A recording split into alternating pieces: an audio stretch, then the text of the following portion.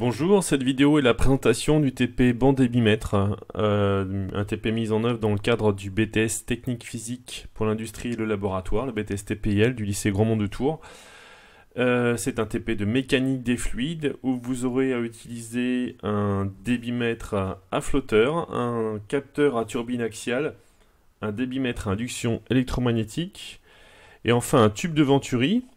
Pour répondre à la question suivante, comment peut-on déterminer la valeur d'un débit avec le plus de précision possible? Merci à Patrick Blanchedeau pour la présentation du banc de mesure. Donc ici le banc d'étalonnage des capteurs débitmètres. Donc toujours le même principe. On a une circulation d'eau, on a mis en route la pompe. L'eau qui passe par ici. On a une vanne d'entrée qui passe ici par un premier débitmètre à flotteur. Ensuite, l'eau passe par un débitmètre à induction électromagnétique. Puis, pardon, c'est l'inverse. Elle passe d'abord par le capteur à turbine axiale, puis par le débitmètre à induction électromagnétique, puis ici par un tube Venturi. Et enfin, elle est refoulée dans le réservoir d'eau. On va donc choisir, d'après la notice technique, le débitmètre qui est le plus précis. On verra que c'est le débitmètre à turbine axiale, donc celui-là, qui nous servira de référence. On pourra à ce moment étalonner les autres débitmètres par rapport à celui-là.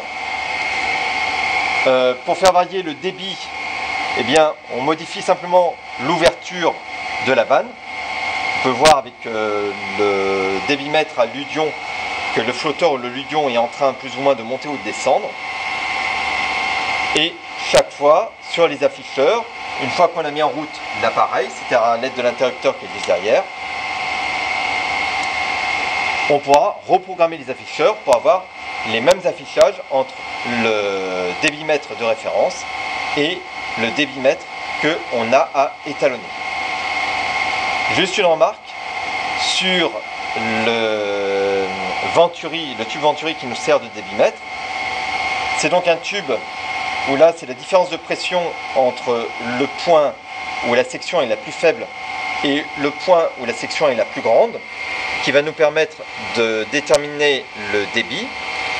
On va avoir un convertisseur de la différence de pression qui nous enverra donc le signal électrique jusqu'à notre indicateur.